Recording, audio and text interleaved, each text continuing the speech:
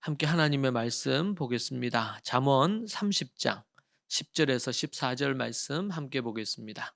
잠언 30장 10절에서 14절 말씀입니다. 함께 우리 같이 말씀을 보도록 하겠습니다. 합독해서 우리 같이 한번 읽으시겠습니다. 너는 종을 그의 상전에게 비방하지 말라. 그가 너를 저주하겠고 너는 죄책을 당할까 두려우니라. 아비를 저주하며 어미를 축복하지 아니하는 무리가 있느니라. 스스로 깨끗한 자로 여기면서도 자기의 더러운 것을 씻지 아니하는 무리가 있느니라. 눈이 심히 높으며 눈꺼풀이 높이 들린 무리가 있느니라. 앞니는 장금 같고 어금니는 군도 같아서 가난한 자를 땅에서 삼키며 궁핍한 자를 사람 중에서 삼키는 무리가 있느니라. 아멘.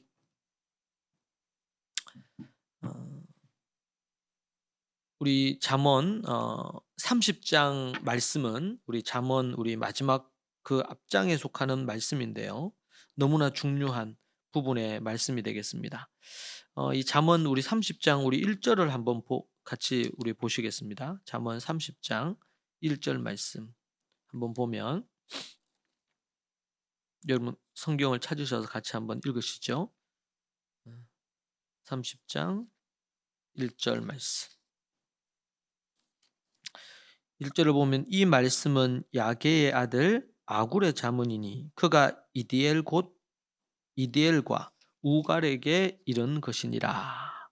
그렇게 이야기합니다. 그래서 여기 말씀에 보면 잠언 이 30장은 아굴이라는 지혜자, 당대의 지혜자 아굴이라는 분의 잠언이다.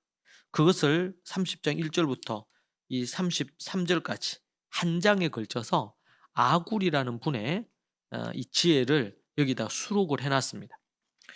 저는 이 잠언 말씀 중에 잠언이 대부분 솔로몬의 잠언인데 이 30장 부분은 이 아굴의 잠언이 나오고 우리 31장으로 넘어가면 루무엘이 말씀한 바 그렇게 해서 어머니가 그를 훈계한 잠언이다. 그런 말씀이 또 나옵니다.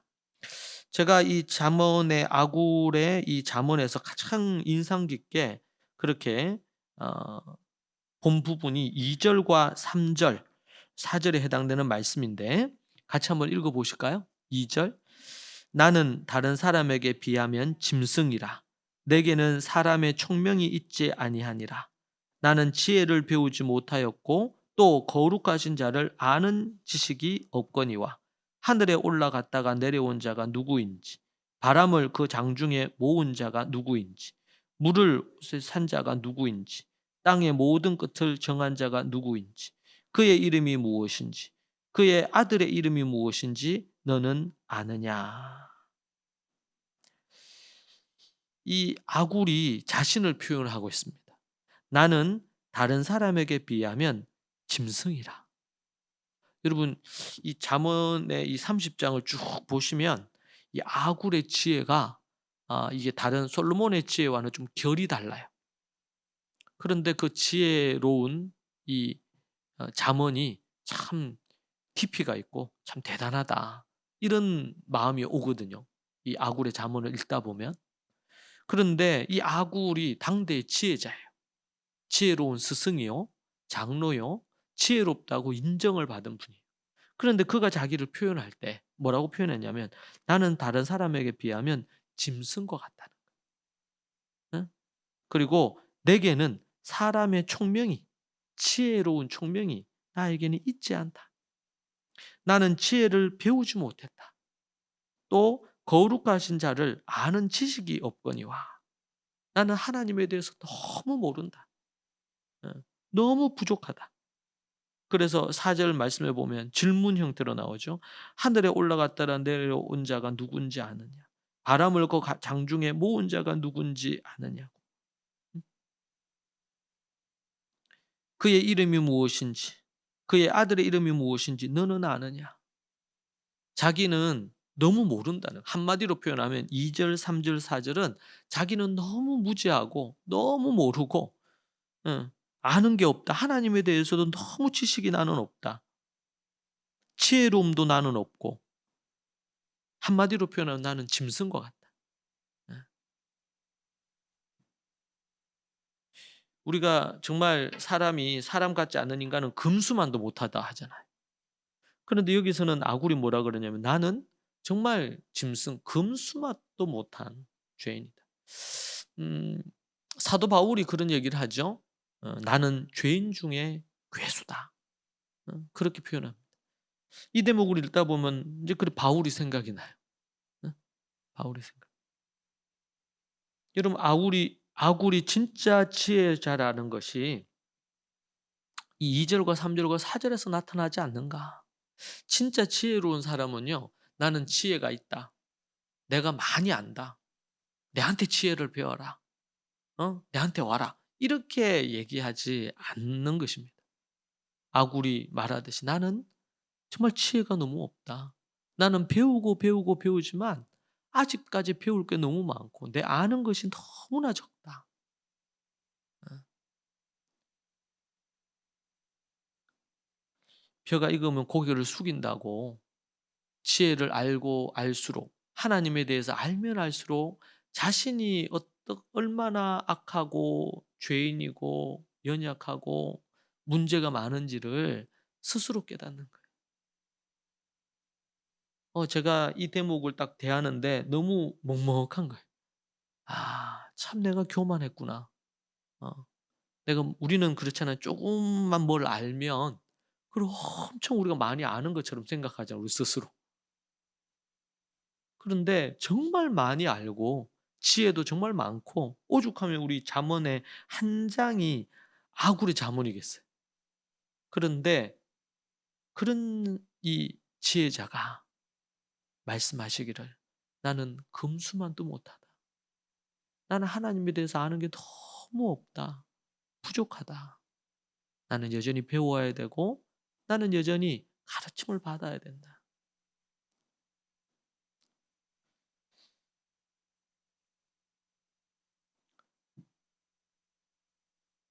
이렇게 자신의 어떤 자신이 누군지에 대한 얘기를 하고 나서요. 그다음부터 해서 지혜에 대한 얘기를 33절까지 쭉 얘기하는데 그의 삶을 관통한 삶을 통해서 나온 이 지혜가 참 우리가 고개를 끄덕이게 되고 '아 그렇구나.' 비유를 들어서 설명을 하는데 그 지혜가 삶에서 배어 나오는 그 지혜들이 여기 묻어나거든요. 어. 저는 어떻게 보면 잠언 전체가 다 너무 귀한 말씀이지만 특별히 잠언 30장, 저는 31장 이 두 장이 그렇게 저에게 많이 다가왔어요. 예. 그래서 저는 2절, 3절, 4절을 보면서 내가 좀 이 아굴께서 이러셨는데 저는 내가 좀 뭔가를 안다고 어 교만한 것은 없었나? 정말 나는 겸손했나? 어 이 말씀 앞에서 저를 너무나 많이 돌아보게 되더라고요.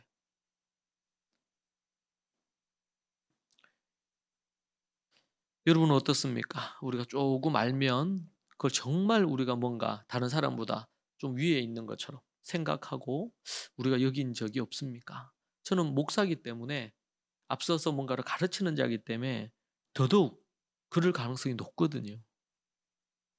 근데 정말 항상 겸손하고 깨어있지 않으면 내가 가르치는 것이 어, 또 사람들에게 뭔가를 전하는 자로 서 있기 때문에 나는 그래도 좀 더 거룩하고 정결한 듯이 생각하고 때로는 다른 사람 판단할 수도 있고 그럴 수도 있거든요. 우리 그리스도인들이 자칫 잘못하면 그럴 수 있잖아요. 우리가 성경을 알고 또 하나님의 자녀가 되었고 또 성경 말씀을 어떻게든 우리가 지키려고 애쓰는 이런 모습을 갖추다 보면 쉽게 우리가 또 정죄하거나 판단할 수도 있거든요. 그럴 때 우리가 참 주의해야 되는 것 같아요. 음. 주의하고 조심하고 분명히 우리가 사랑 안에서 진리를 말해야 되죠. 진실을 말을 해야 되죠. 어 뭐 그것 옳은 것을 옳다 그런 것을 그르다 이걸 하지 말라는 게 아니라 그때에 가져야 될 태도가 겸손하냐. 어. 내가 남들 위해서 이게 뭔가 고자세로 다른 사람을 판단하고 정죄하는 어떤 부분으로 혹시 그렇게 가지 않는가? 그런 모습은 아닌가? 우리 항상 돌아봐야 됩니다. 여러분 그래서 그런 말 있잖아요. 우리 간디도 정말 예수님을 존경한다 그랬어요. 그런데 교회를 너무 싫어했어요. 예수님의 그 가르침과 예수님의 삶을 보면 너무 존경스러운데 예, 교회를 보면 그렇지 못하더라는 거예요. 뭐 그 말이 다 100% 맞다고 볼 수는 없지만 우리 그리스도인들이 한번 돌아봐야 돼. 예. 우리 그리스도인들이 아니면 교회가 예수 그리스도를 잘 드러내고 있나? 예. 예수 그리스도를 비추는 거울로서 그렇게 잘 드러내고 있나? 아니면은 정말 하나님께 영광이 되지 않고 예수님에게 영광이 되지 않는 그런 모습은 아닌가?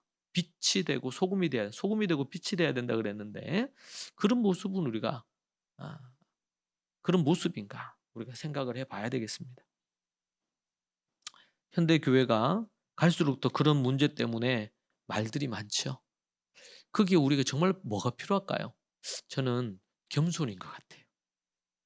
겸손인 것 같아요. 우리가 때로는 많이 알고 우리가 뭔가 좀 그런 부분에서 우리가 옳은 삶을 살고 있어도 그럼에도 불구하고 우리가 정말 겸손한 태도와 자세로 우리가 다른 사람을 대하고 또 우리 스스로가 어떤 죄인이었는지를 알아서 우리 자신을 늘 하나님의 말씀에 처복종시키는 그러면서 겸손한 예, 그런 부분으로. 그래서 여러분들이 어디 가시면요. 할 수 있는 대로 말을 많이 하지 마시라. 예, 되도록이면 들으세요. 예, 말이 많으면 실수도 많은 법이고 그래서 자꾸 들으려고 애를 쓰시고 또 어 말을 할 때도 몇 번 생각하고 말을 하고 그래서 성경에서 말하는 데 있어서 실수가 없는 사람 그 사람이 온전한 사람이라. 예. 참 이게 쉽지 않아요. 다른 건 다 제어를 해도 우리가 이 혀를 제어하기가 어렵다 그러잖아요. 예. 우리가 지나고 나서 보면 '아유 그때 내가 그 말을 하지 말걸.' 한 몇 번 생각했으면 그 말을 안 했을 건데 예 때로는 너무나 다급하게 막 이렇게 해서 내뱉은 말이 시간이 지나고 나서 돌아보면 '아 내가 좀 몇 번 더 생각하고 말할걸.' 이런 생각이 드는 게 생기지 않습니까? 그 말에 실수가 없는 자가 온전한 자라. 제가 또 여러분에게 이렇게 얘기했다고 해서 여러분을 너무 또 죄책감을 가지실 필요는 없어요. 어, 왜냐면 우리 그리스도인들이 보면 뭐가 좀 잘못됐다 이러면 또 너무 죄책감에 또 빠져. 어? 그걸 너무 지나치게 또 죄책감에 빠져요 보면. 또 뭔가 좀 그거 하다 그러면은 또 이게 이제 죄책감에 빠졌는지 너무 또 교만해졌지 이런 쪽으로 왔다 갔다 하는 경우들이 있거든요. 늘 우리가 겸손함으로 서기 위해서 애를 쓰고 저는 그때마다 이거 잠언 30장 2절 3절 4 절을 좀 되뇌이기로 마음에 다짐을 했습니다. 아 그래서 이 아굴의 이 고백이 내 고백이 되고 여러분은 여러분이 '아 나는 검수만도 못한 사람이로구나.' 그런 생각이 우리가 읽었지만 2 절의 이 고백이 여러분의 진정한 진심이 담긴 고백으로 느껴지진 않잖아요. 그렇지 않아요? 저는 좀 그렇거든. 내가 막 '내가 그렇게 금수만도 못한가?' 이런 생각은 하거든요. '그렇진 않다.' 이 생각이 드는데 이 지혜자는 어떻게 됐기에 참 이런 고백을 했을까? 어 그죠? 그리고 '내게는 사람의 총명이 있지 않다. 나는 지혜를 배우지 못한 자다. 음 거룩하신 그 하나님을 아는 지식이 나에게는 없다.' 그렇기 때문에 어떻게 해요? 나는 그 거룩하신 그 하나님을 알기 위해서 지식을 나는 배워야 되고 그죠? 그리고 짐승처럼 살아서 안 될 거 아니에요. 식견을 넓히기 위해서 책도 봐야 되고 말씀도 봐야 되겠지만 책도 봐야 되고 그리고 지혜를 배워야 되고 '아 나는 지혜롭네. 나는 좀 지혜가 있지.' 어? 네가 내한테 배워야 되지 내가 네한테 배워야 되겠냐. 이런 마음 자세가 되는 순간 우리 교만한 사람. 공자도 얘기했죠. 누구 뭐 한 세 사람이 걸어가면 그중 꼭 한 사람은 배울 게 있다고. 스승이 있다. 우리가 어린아이에게도 배울 게 있고. 어, 그렇단 말이에요. 제가 우리 이제 산이 장래가 지났는데 산이 간증도 보고 산이가 이래저래 썼던 글들 이런 걸 제가 쭉 찾아서 이렇게 읽는데 좀 너무 귀한 고백들이 많은 거예요. 그 읽으면서 또 제 자신을 다시 생각하게 되고 예. 아무리 어린 애에게도 우리가 배울 게 있어요. 네. 그리고 누군가에게 여기 나중에 보면 그 비유가 나오거든요. 곤충 뭐 동물 비유가 나와요. 여기 보면 예. 4개씩 해가지고 이렇게 쌍을 해가지고 나오는데 거기 보면 그 동물에게서도 그 동물이 가진 좋은 점, 장점, 특징이 있잖아요. 그거 배워야 되거든요. 개미에게도 우리가 배우라 그러잖아요. 게으른 놈들은 그렇게 하라 그랬는데 우리가 배울 게 있단 말이죠. 그리고 우리가 늘 겸손한 자세, 배우려는 자세. 우리 예수 믿는 사람들은 뭡니까?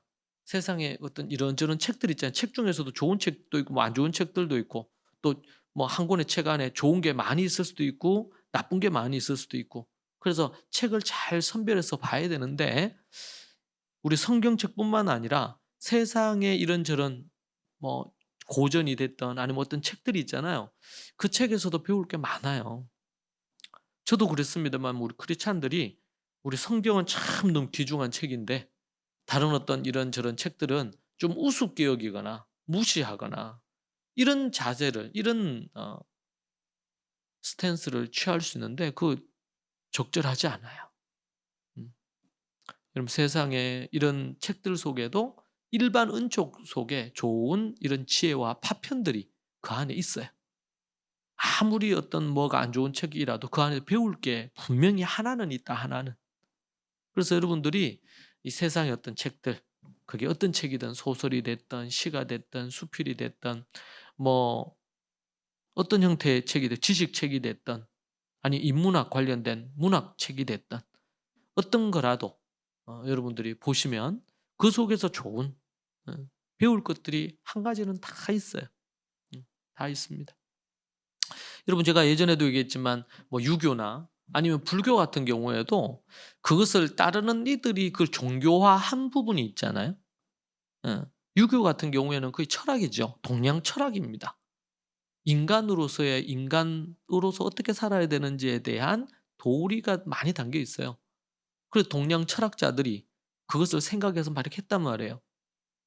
그게 나중에 인제 이 조선 시대에 이 부분들이 인제 제사를 지낸다든지 이런 형태로 가면서 이게 약간은 종교화되는 샤머니즘하고 이 짬뽕이 되면서 유교가 종교화되는 성향이 나타나죠. 불교도 여러분 그것은 어 인도 철학에서 기인합니다. 예. 부처님이 얘기한 그 도를 깨닫는 거죠. 그런데 그게 나중에 인제 종교화된 거예요 이게. 그러면 거기에서도 우리가 얻을 수 있는 좋은 게 있을까요? 그게 있을까요? 있습니다. 예. 그래서 어떤 유명 스님들이 얘기한 것 속에는 보면은 삶의 지혜가 있습니다. 물론 우리의 구원의 문제라든지 이런 문제에 있어서는 받아들이기 어려운 또 그분들이 잘 모르시는 게 있을 수 있죠. 예. 그럴 때 우리가 어떻게 그러한 부분들을 대할 것이냐. 어. 그때 그냥 뭐 이 세상의 책도 그렇고 이런저런 부분들은 모두 다 부정하고 이렇게 하는 것은 다 뭐 악한 것이다. 이렇게 하는 것은 다 사탄이다. 이렇게 되면 성경에서 우리에게 그렇게 말하지 않거든요. 여러분 지금 우리가 잠언을 쭉 보잖아요. 이 잠언 아굴의 잠언에도 보면 30장의 내용에 보면 정말 지혜가 많거든요. 근데 이 지혜와 예수님의 지혜, 사도 바울의 어떤 그런 지혜와 맥을 같이 하는 게 정말 많아요. 그리고 또 이 일반 은총 속에 있는 부분들 거기에 있는 지혜도 이것과 공통 분모가 되는 것들이 꽤 많습니다. 우리가 그런 측면에서 그런 것에서도 우리가 겸손히 배우려는 자세가 필요해요. 지금 현대 사회는 이 다원주의 사회입니다. 어. 우리는 예수 그리스도의 말씀과 아니면 또 성경 말씀이 절대적이다 이렇게 하지만 세상에서는 다양한 세계관 중에 하나로 여겨요. 근데 그 사람들은 하나님을 모르니까 그렇지만 하나님이 그들 속에 심어 놓은 양심이 있잖아요. 그런 걸로 인해서 나름 선을 추구하려는 마음이 있어요. 그렇기 때문에 이 사회가 굴러가는 거예요. 예. 만약에 그냥 다 사탄의 종들이고 마귀의 종들이고 다 이제 그런 부분에 대한 것이 다 그렇다. 이렇게 한다면 이 세상은 정말 완전히 그냥 험악한 어떤 세상으로 이미 다 끝났겠죠. 그래서 여러분들 우리가 요나서를 보면 그런 내용이 나와요. 요나가 하나님의 선지자잖아요. 근데 하나님이 저 니느웨로 가서 이 하나님 말씀 전하라 그랬는데 자기가 안 하잖아요. 그래서 거꾸로 다시스로 가요. 다시스 반대 방향으로. 어.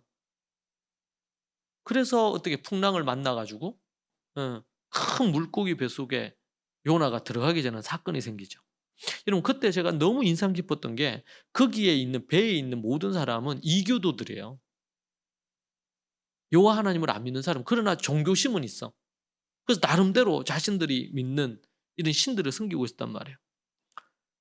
그래 가지고 거기서 그들이 막 해 가지고 지금 '왜 이런 풍랑이 일어났나? 왜 이런 위기가 왔나?' 막 이러면서 막 그 원인을 찾고 하는데 이 요나는 저 배 밑에 들어가 가지고 쿨쿨 잠자잖아요. 그러니까 사람들이 막 이렇게 하다가 난리 난 거예요. 지금 상황이 지금 배가 뒤집히고 파손돼서 다 죽을 상황인데 지금 이 잠잔다고 막 책망하면서 얘기하죠. "너는 너가 믿는 하나님에게 부르짖어 기도하라는 거예요." 어? 그러니까 인제 얘기합니다, 요나가. "내가 왜 이 배를 타게 됐냐면 내가 믿는 여호와 하나님께서 니느웨로 가라 그랬는데 니느웨로 안 가고 반대로 가서 그래서 지금 이런 사달이 난 게 다 자기 때문인 것 같다." 이런 얘기하는 그러니까 여러분 요나는 하나님 앞에 벌벌 떨면서 두려워하지 않잖아요. 하나님을 지금 대적하고 있는데 다른 이교도들이 어떻게 반응해요? "당신 미쳤냐? 왜 당신의 신이 당신이 믿는 그 하나님이 니느웨로 가라는데 그거 안 가고 반대로 가냔 말이야." 그리고 사람들이 인제 요나는 빠뜨리라 그러는데 절대로 안 빠뜨리려고 하죠. 사람이 어떻게 사람을 물에 던져 죽일 수 있냔 말이에요. 어? 그래서 보면 여러분 선지자인 요나가 양심이 있는 것 같아요. 그 배에 있는 이교도들이 양심이 있는 것 같아요. 저는 그 말씀을 보면서 너무 충격을 받았어요. 더 양심적이야, 이교도들이. 어?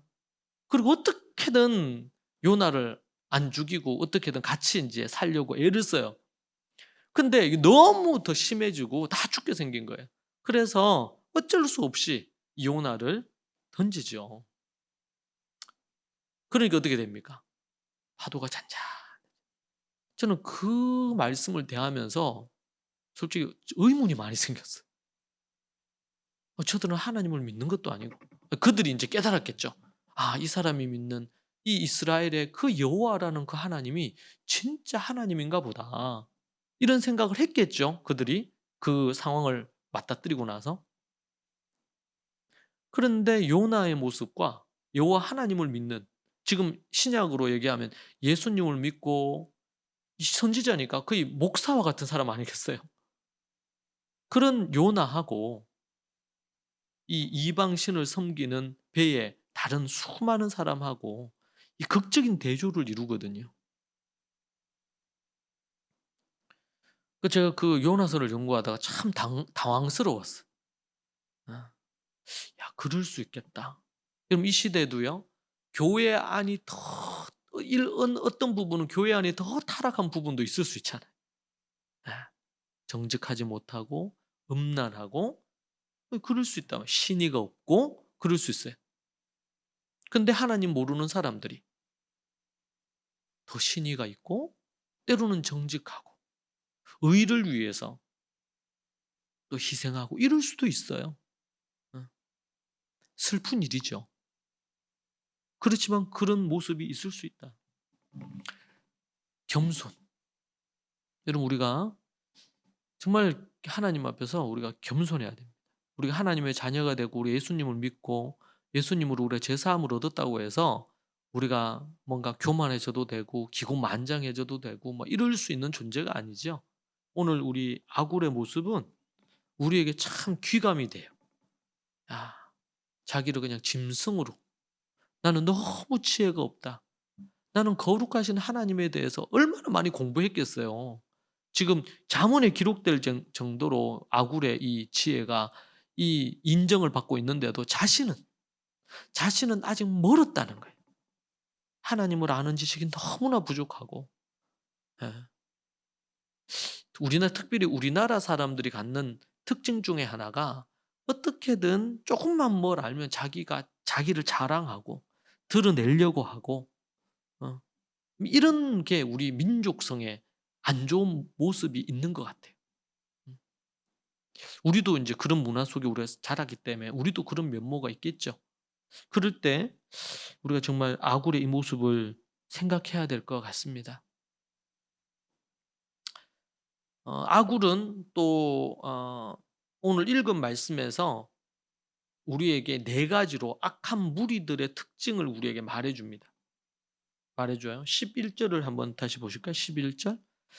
아비를 저주하며 어미를 축복하지 아니하는 무리가 있느니라. 그 첫 번째 무리가 어떤 무리냐면 아비를 저주하고 어미를 축복하지 않는 무리가 있다는 거예요. 어떤 무리예요? 불효하는 무리예요. 부모를 저주하고 축복하지 않는 이들. 예. 여러분 우리는 그러니까 부모가 자녀를 복을 빌어주고 이렇게 하는 거지, 자식이 부모를 축복하는 거 아닌 것처럼 생각할 수 있잖아요. 근데 오늘 말씀해 보면 어미를 축복하지 아니하는 무리가 있다. 이렇게 얘기해요. 그리고 아비를 저주하는 무리가 있다. 예. 이 시대가 정말 이런 면모를 많이 가지고 있습니다, 여러분. 아버지를 저주하고 어머니를 존경하지 않고 축복하지 않고 함부로 하는 이런 모습들이 있죠. 이런 무리들이 있다는 거예요. 아굴이 봤을 때 정말 악한 무리들이 있다. 근데 그 첫 번째가 어떤 무리냐? 아비를 저주하고 어머니를 축복하지 않는 무리다. 불효하는 무리다. 이 무리가 정말 악한 무리 중에 악한 무리가 있는데 그건 바로 불효하는 무리다. 우리 잠언에서 이런 말씀은 정말 많이 나왔죠. 계속 나오죠. 네.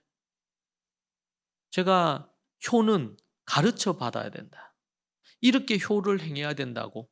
우리가 아이들이 크고 이렇게 하면 그냥 아이들이 어떻게 저절로 뭔가 해주기를 바랄 수 있어요. 여러분 절대로 그렇게 하면 안 돼요. 가르쳐야 돼요. 그래서 가르쳐 받는다고 하는 거예요, 효는. 응? 스승에 대한 존경도 가르쳐야 돼요. 가르치지 않으면 몰라요. 응. 자식들이 뭔가 해가지고 자기들이 뭔가 잘 되고 나중에 돼서 뭐 잘 되고 이렇게 하면 지가 잘나서 잘 된 줄 알아. 응? 먹여주고 입혀주고 챙겨주고 가르쳐주고 보호해주고 사랑해주고 이렇게 한 걸 너무나 자식 세대들이 당연시 여긴단 말이에요. 그러니까 뭐가 없어요. 자식들이 부모에 대한 감사가 없는 거예요.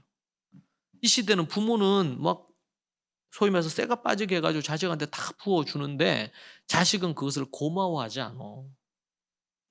예. 이 사회 전체가 불효자들을 예? 불효자들을 양산해는 이런 문화를 갖고 있어요. 얼마나 안타까운 일인지 모릅니다. 여러분 이게 무너지면 이게 어디까지 들어와? 교회 안에까지 들어왔어. 교회 안에까지. 교회 안에까지. 그래서 부모님한테 함부로 하고 말도 그렇고 행동도 함부로 하고 부모를 업신여기고 이거 보니까 뭐야? 저주한다 그랬잖아요. 저주. 어. 요즘 중고생들이나 이런 부분들을 하면 부모를 저주하는 건 당연한 거예요. 부모를 욕하거나 이렇게 안 하잖아. 그렇게 하고 그럼 왕따가 돼요. 응?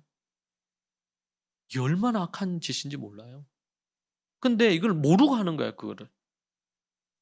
날마다 부모를 존경하고 부모님에게 축복의 말들을 해야 되거든요. 예. 이렇게 음식을 만들어 주셔서 감사하고 필요한 것들을 챙겨 주셔서 감사하고 뭐 옷 사주고 뭐 책 사주고 뭐 필요한 거 이런저런 거 신발 사주고 뭐 이렇게 하는 걸 당연시 여기는 자식은 그냥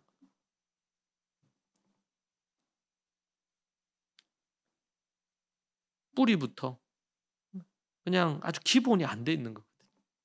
감사를 가르쳐야 돼요, 감사를. 뭐 국어, 영어 좀 수학 뭐 이런 거 좀 잘하는 거 이게 중요한 게 아니라니까요. 부모에게 효를 행하지 못하는 인생은 눈에 보이는 부모에게 효를 행하지 않는데 축복하지 않고 이렇게 하지 않는데 눈에 안 보이시는 하나님을 믿고 그 하나님에게 순종하고 복종하면서 그 하나님께 영광을 올리고 이렇게 하겠습니까? 모든 영광을 자기가 가로채겠죠. 자식의 마땅한 도리는 순종하는 거고 또 하나는 감사하는 거거든요. 이 부모가 이걸 못 가르치면요. 끝이에요. 그 자식은 내 제자가 아니에요. 주님의 제자 안 돼요. 절대로 안 돼요, 여러분. 예. 만에 하나 뭐 100만에 하나 기적적으로 내가 그걸 못했는데 그런 자식이 될 수 있을지는 몰라도 그건 그의 도박에 가깝잖아요. 하나님께서 부모들에게 이런 메시지를 주시는 것은 자식을 그렇게 가르치고 훈련하라는 거예요. 내가 최선을 다했는데도 불구하고 그 자식이 그걸 안 행해. 그럼 그건 지 몫이에요. 내 몫은 아니에요. 내가 최선을 다했으니까. 그리고 하나님의 법도대로 해야 돼요. 그래서 우리가 앞에서 봤죠. 제가 뭐 가르칠 때마다 얘기하면 반드시 호주머니에 매를 들고 다녀야 돼요. 유치, 초중, 고등학교 자식을 가지고 있는 부모들은 반드시 매를 주머니에 가지고 있어야 됩니다. 그래서 예배 드릴 때 예배 태도가 안 좋다 그러면 매로 때려주라 그랬잖아요. 어? 매로 바로 때리세요. 태도를 바로 해라. 하나님 앞에서. 어? 그런 태도를 안 한다. 그러면 밥도 주지 마세요. 밥 먹을 계제가 아니야 그런 애들. 말을 함부로 한다? 예. 어머니에게 아니면 아버지에게 말을 함부로 한다? 반드시 그게 징계를 줘야 되겠죠. 그런데 그렇지 않고 좋은 말을 하고 예쁜 태도로 하고 이렇게 하면 축복해 주세요. 상을 주시고 축복해 줄 수 있어요. 근실이 징계하라 그랬잖아요. 칭찬과 격려를 아끼지 말고 해야 되고 또 한면으로는 이건 부드러운 사랑이잖아요. 딱딱한 사랑은요. 버릇이 없어요.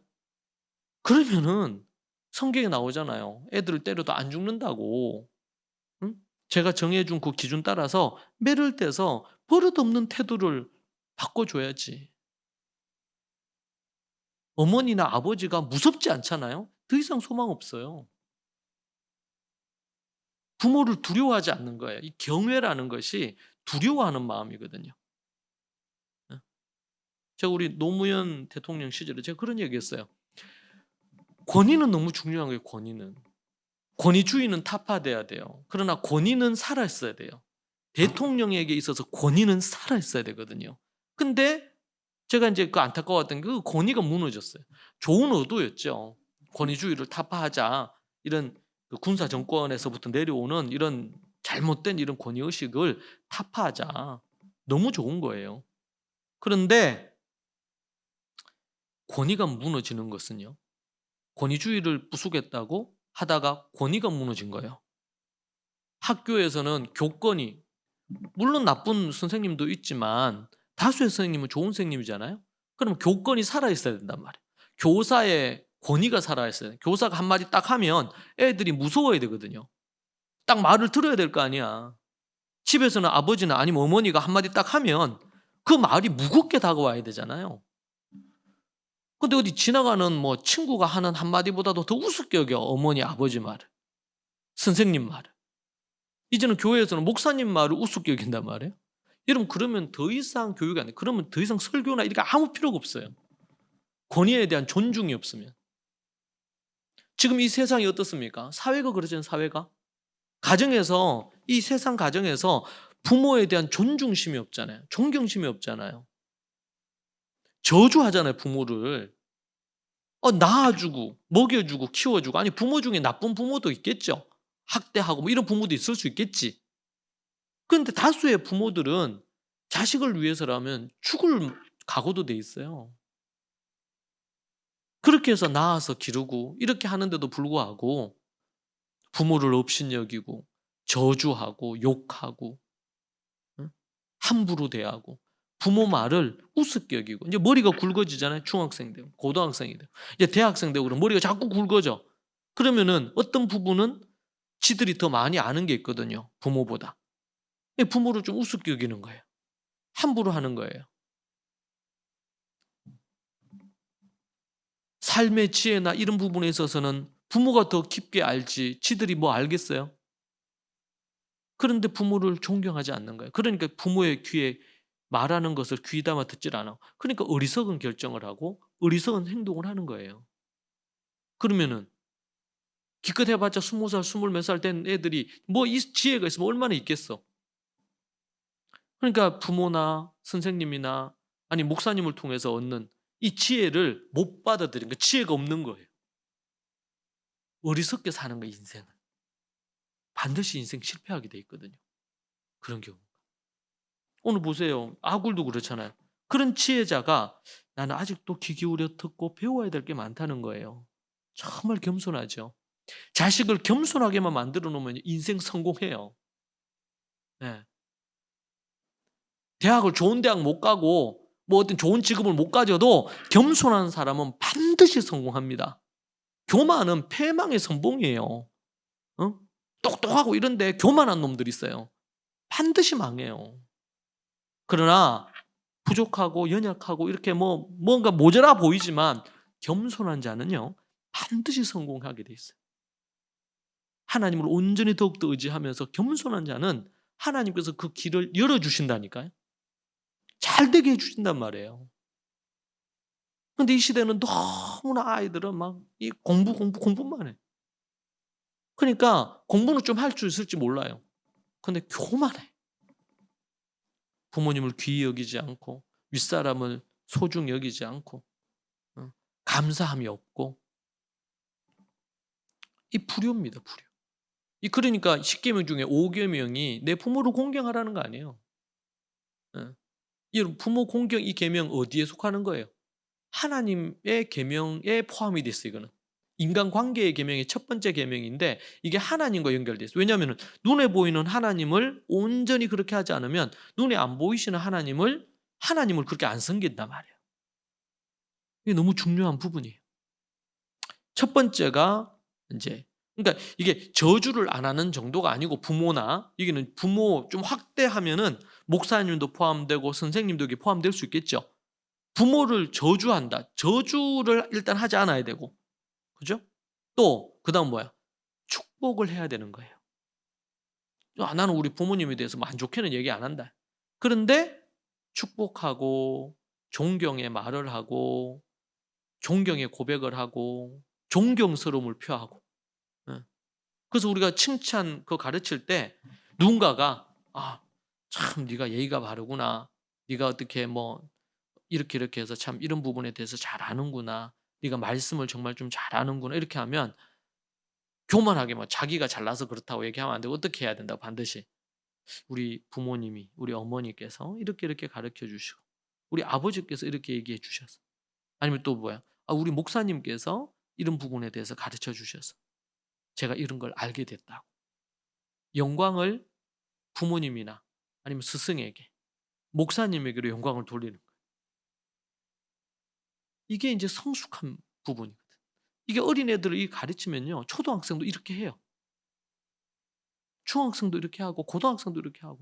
근데 이게 안 돼 있잖아요. 그러면 이제 애들이 머리가 굵어지고 나이가 들면 들수록 그런 부분에 대해서 배운 대로 안 해.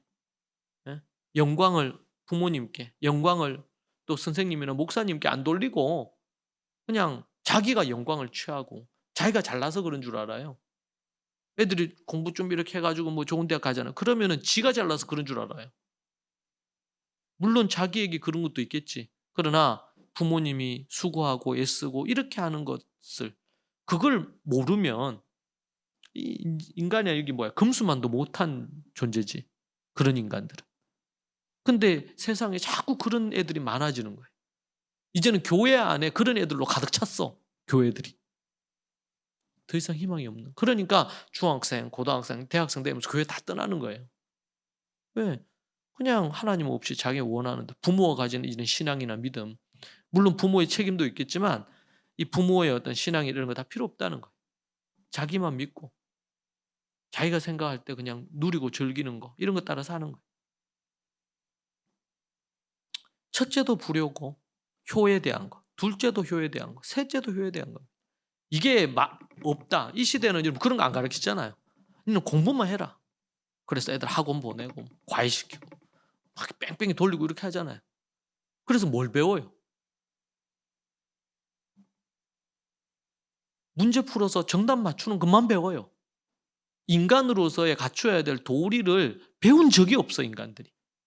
그러니까 대학생 들어가고 어른이 되고 결혼하고 정상적인 삶을 살기가 어려운 거예요. 왜? 든 게 없잖아요.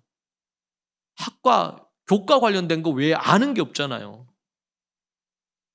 뭐 좋은 책을 읽기를 해서 마음의 양식을 얻기를 했어요. 교회 다닌다고 해서 하나님의 말씀을 깊이 연구를 했어요. 그냥 지식으로만 알고 이 말씀을 가슴으로 안 가져왔잖아요. 그러니까 삶이 안 변하잖아요. 불효하는 거예요. 한국 교회가 아주 갖고 있는 매우 심각한 문제는 뭐냐면 교회 와서 그냥 예배 드리면 제가 이제 신앙이 있다 이 생각을 하는 거예요. 종교 생활을 건물을 중심으로 와서 종교 생활을 하고 프로그램에 참여하면 얘는 신앙이 있다 이렇게 생각하는. 그게 아니에요. 조금만 얘기해 보면 진짜 신앙이 있는지 하나님을 신뢰하는지 그게 뭘로 드러나요? 효도하는 모습으로 드러나고 정직한 모습으로 드러나고 예. 말을 정말 교양 있게 하고 품위 있게 해야 되거든요. 근데 말을 함부로 하고 비아냥거리고 누구를 뭐 뒤에서 욕하고 이런 모습.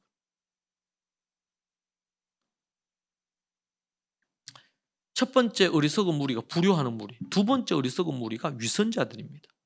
위선자들. 12절을 여러분 보시면 스스로 깨끗한 자로 여기면서도 자기의 더러운 것을 씻지 아니하는 무리가 있느니라. 그렇게 얘기하고 있습니다. 스스로 뭐예요? 깨끗한 자로 여긴단 말이에요. 스스로 나는 깨끗하다. 나는 거룩하다. 나는 정결하다. 나는 니보다 낫다. 그러면서 자기의 더러운 것이 있는데도 불구하고 안 씻는 거예요. 외식주의자들이죠. 위선을 떨면서 외식하는 자들. 스스로 의롭다고 여기면서 자신들이 윤리적으로나 이 신앙적으로 잘못한 것이 있음에도 불구하고 자신은 옳다. 이렇게 여기면서 고치지 않는 것입니다. 되려 다른 사람을 지적질하게 바빠요. 예수님 당시에 바리새인들, 사두개인들, 서기관들, 뭐 대제사장들이 딱 요 대표들이었어요. 예수님은 이런 이들에게 7가지 화를 선포하셨습니다. 7가지 화. 그게 마태복음 23장 13절부터 36절까지 해서 7개의 화가 나와요. 저주가 나와요. 저주가. 11절에 보면 너희 중에 큰 자는 너희를 섬기는 자가 되어야 하리라. 누구든지 자기를 높이는 자는 낮아지고 누구든지 자기를 낮추는 자는 높아지리라. 마태복음 23장 13절에 화 있을진저 외식하는 서기관들과 바리새인들이여 너희는 천국 문을 사람들 앞에서 닫고 너희도 들어가지 않고 들어가려 하는 자도 들어가지 못하게 하는도다. 15절에 화 있을진저 외식하는 서기관들과 바리새인들이여 너희는 교인 한 사람을 얻기 위하여 바다와 육지를 두루 다니다가 생기면 너희보다 배나 더 지옥 자식이 되게 한다.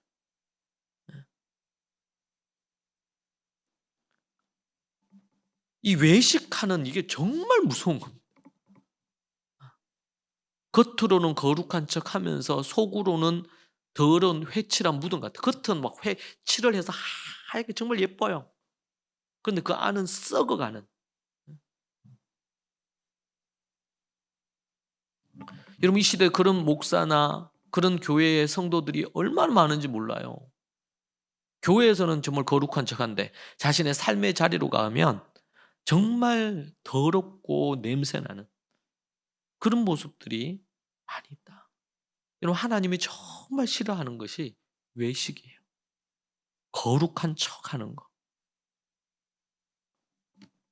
세 번째는 교만입니다. 계속 앞에서도 계속 교만 얘기 나왔죠?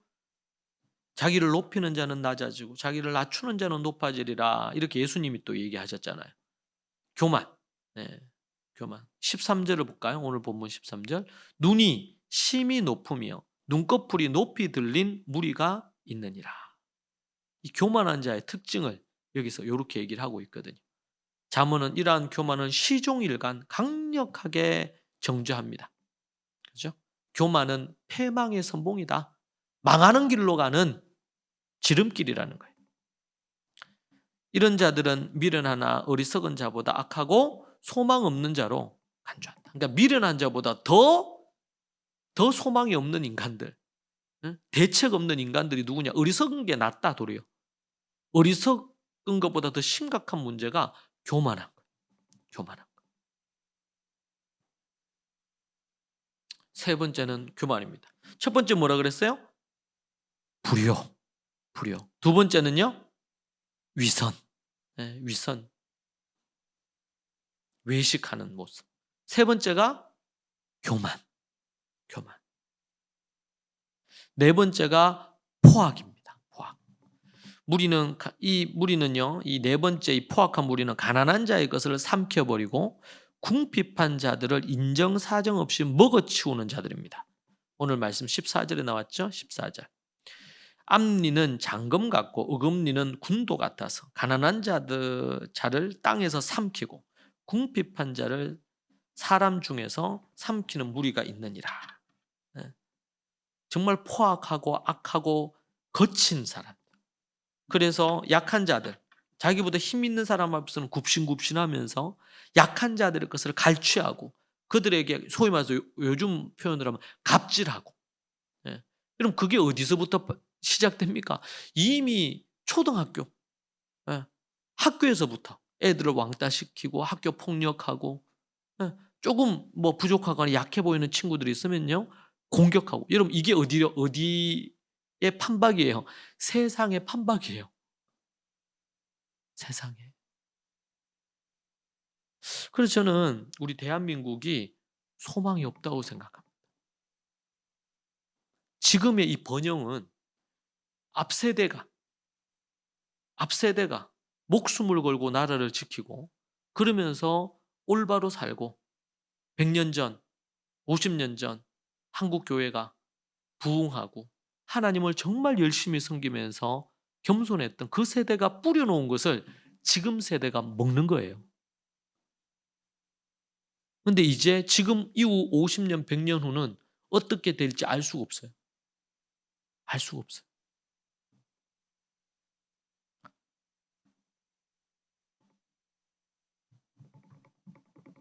포악한 자들. 가난하고 연약한 자들의 보호자요. 변호인이 우리 앞에서 우리 봤던 자문에 보면 뭐예요? 가난하고 연약하고 과부들, 고아들, 힘들고 어려운 이들, 그런 이들의 보호자이자 변호사가 누구시라고 그랬어요? 우리 하나님이시라고 그랬잖아요. 그런데 그들을 함부로 대하고 그들의 것을 빼앗고 삼키고 포악하게 하고 거칠고 이런, 그러면요 하나님께서 그들을 소위 말해서 작사를 내셔요. 그냥 안 두셔요. 그냥 이 땅에서 연약한 자들 억울하게 당하는 것 같잖아요. 하나님이 반드시 저들의 죄를 묻고 반드시 그 문제를 해결하십니다. 영원한 파멸로, 영원한 지옥으로 이 땅에서도 정말 비참한 인생을 살도록 하나님이 만드신다 그랬어요.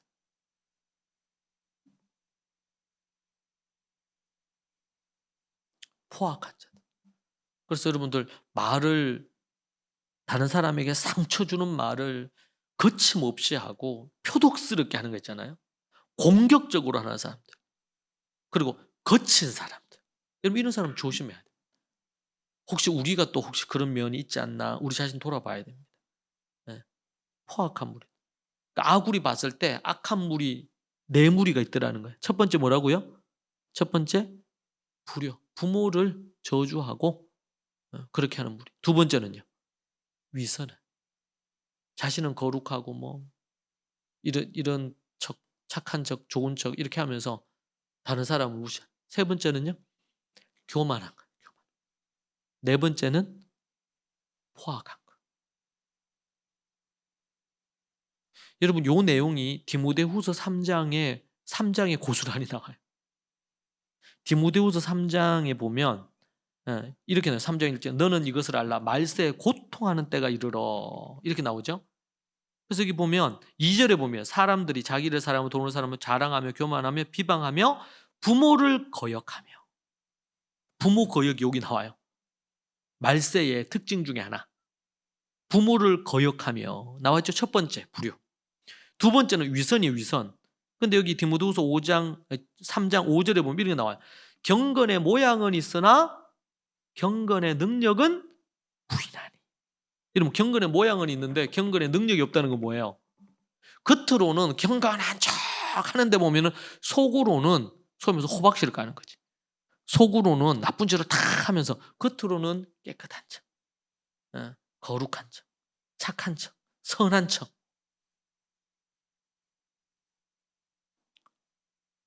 경건의 모양을 있으면 경건의 능력이 없다.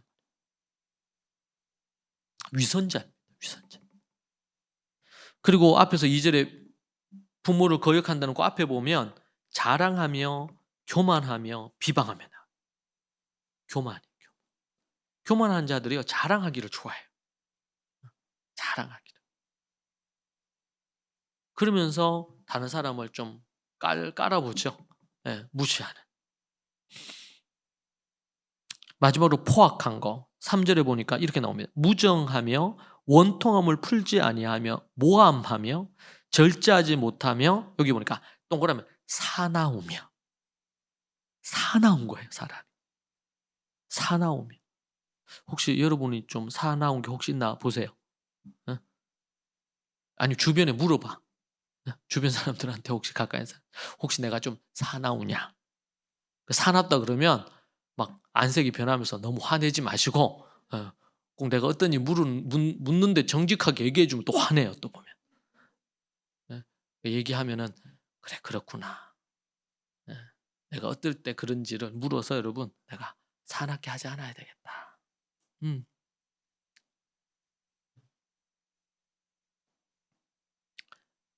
사나우며 그렇게 나옵니다.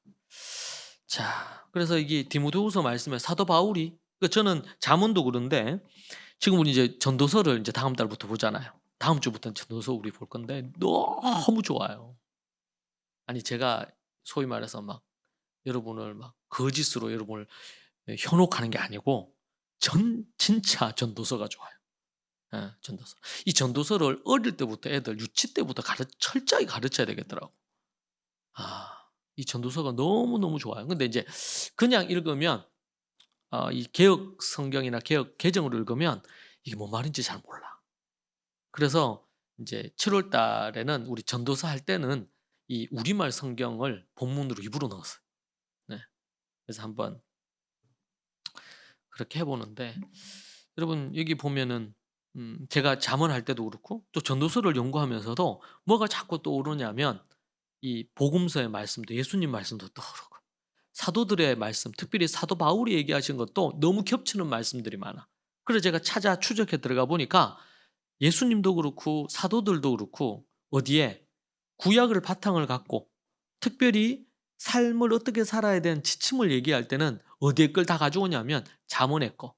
잠언, 시편, 전도서 이런 걸 다 가져올 수밖에 없는 거예요. 여러분 신약의 뿌리는 구약이에요. 구약. 구약이에요.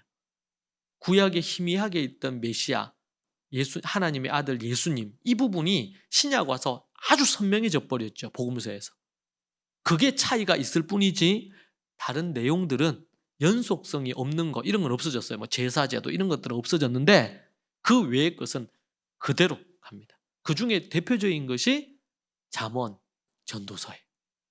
이거는 그대로 가요, 그대로. 그래서 신약 성경에 특별히 서신서나 이런 데 보면 잠언이나 전도서의 말씀을 많이 가지고 와서 얘기를 했더라고. 근데 우리가 구약을 깊이 연구 안 하고 잘 모르니까 이게 신약의 사도들이 얘기한 거 아니면 예수님이 얘기한 걸로 착각을 할 수 있는데 우리가 잠언이나 전도서나 시편 이런 것들 쭉 알고 있으면 뭐 다니엘서도 그렇지만 이런 걸 알고 있으면 신약에서 얘기하는 것이 이게 다 구약에서 언급했던 거구나. 이걸 이제 알게 돼요. 근데 우리 구약에 무지하면 신약을 정확하게 이해하기가 어렵죠. 그런 모습으로 설 수 있습니다.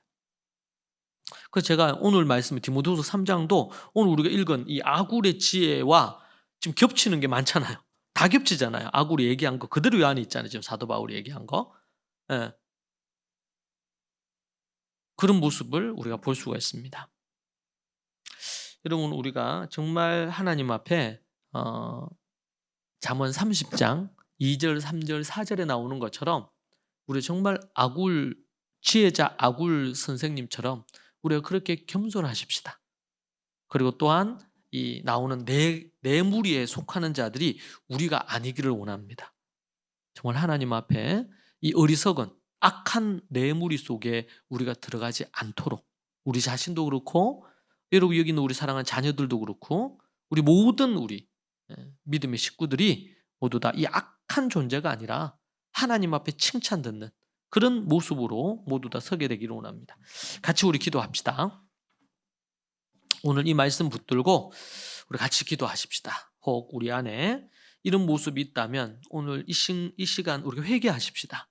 그리고 그 자리에 우리가 서지 않기를 갈망하고 혹시 그런 거 있으면 오늘부터 한 가지씩 제거하는 작업, 우리를 처복종시키는 작업, 그 작업 하십시다. 그래서 주님이 기뻐하시는 인생 되기 원합니다. 이 시간 함께 우리 같이 한번 주님 크게 한번 외치고 같이 우리 기도하고 여러분 또 개인적인 기도 하시면 좋겠습니다. 같이 우리 기도하십시다. 주여 하나님 아버지 주님 붙들어 주시기를 원합니다. 주의 말씀을 조차 정말 아버지 하나님 아굴처럼 겸손했으면 좋겠습니다. 아버지 하나님 제 안에 교만했던 마음, 높아지려는 마음, 아버지 하나님 이 정도면 내가 더 지혜롭다고 생각하고 이렇게 착각했던 것들 주님 앞에 회개합니다. 겸손히 서서 주님이 기뻐하시는 인생 되기를 원합니다. 살아계신 하나님 아버지 주님 도와주옵소서. 아버지 하나님 말에 실수가 없는 자가 온전한 자라고 하였는데 주님처럼 말에 실수가 많습니다. 늘 입에 파수꾼을 세워 겸손히 서게 주님 도와주시고 인도하여 주옵소서. 인도하여 주옵소서. 아버지 하나님 도우시고 역사해 주시기 원합니다. 우리 사랑하는 믿음의 식구들을 붙들어 주시고 인도하여 주시옵소서. 아버지는 먼저 목사인 제가 하나님 앞에 겸손하게 서서 이 악한 무리의 모습에 끼지 아니하고 겸손하게 서게 되기를 원합니다. 겸손하게 서게 되기를 원합니다. 주님 도와주시고 인도하여 주시옵소서.